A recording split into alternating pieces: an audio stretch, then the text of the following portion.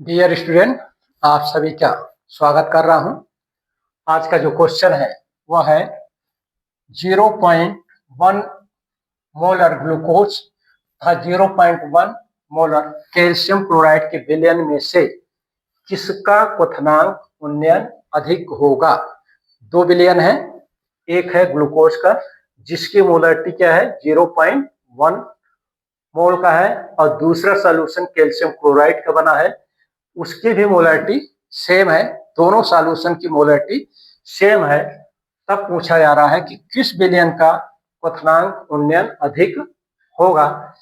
तो इसमें दो ही विलयन है, इसलिए ऑप्शन के रूप में तो दो में से कोई एक आएगा। तो इसके सॉल्यूशन के लिए देखते हैं क्या है कि सॉल्यूशन और केवल मोलरिटी भी भर दिया है, मोलों की संख्या दिया है। तो यहाँ पर delta TB is equal to ICRT।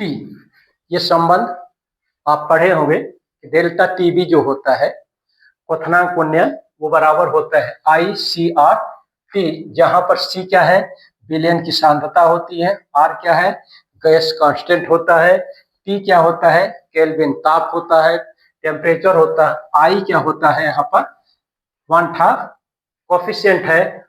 तो इस रिलेशन से आपको ये प्राप्त होगा कि delta TB directly proportional to I, मतलब कि वन हाफ कोफिशिएंट के समानुपाती होता है। ये जो आई होता है, आई बराबर होता है विलेय के कणों की संख्या को ही वन हाफ कोफिशिएंट बोला जाता है।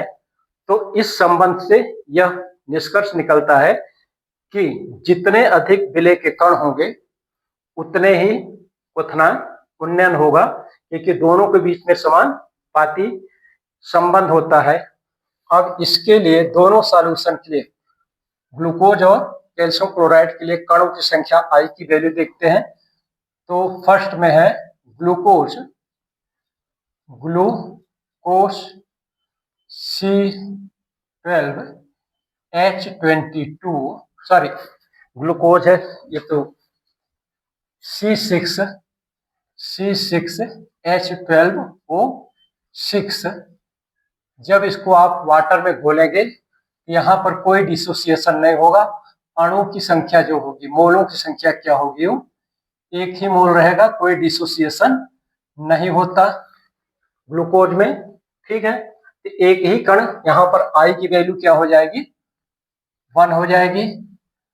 और दूसरे के लिए जब कैल्शियम क्लोराइड को आप वाटर में डिजॉल्व करेंगे ये इस प्रकार के एक कैल्शियम मोल देगा और प्लस देगा ट्वाइस Cl आयन देगा। तो यहाँ पर कुल आई का मान क्या हो जाएगा 1 प्लस का 2, मतलब हो जाएगा I इक्वल टू 3 हो जाएगा।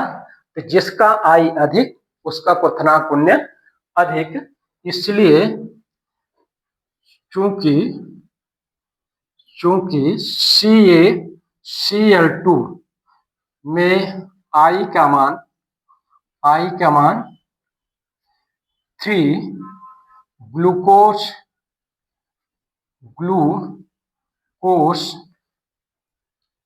के I के मान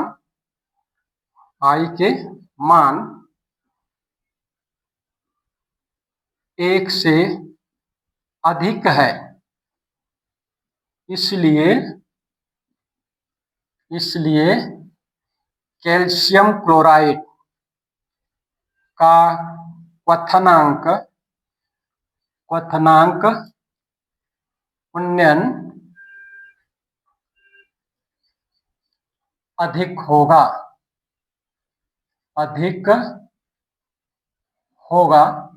ये पूरा कुल मिला के फार्मूले पे डिपेंड था।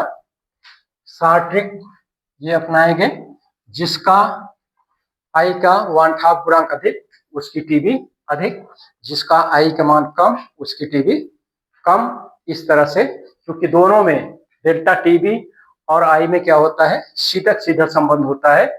आई बढ़ेगा डेल्टा टीबी बढ़ेगा, आई घटेगा तो डेल्टा टीबी घटेगा। तो नेक्स्ट वीडियो में डियर स्टूडेंट आप सभी के लिए एक नए क्वेश्चन के आंसर के साथ पुनः मैं मिलूंगा। धन्यवाद।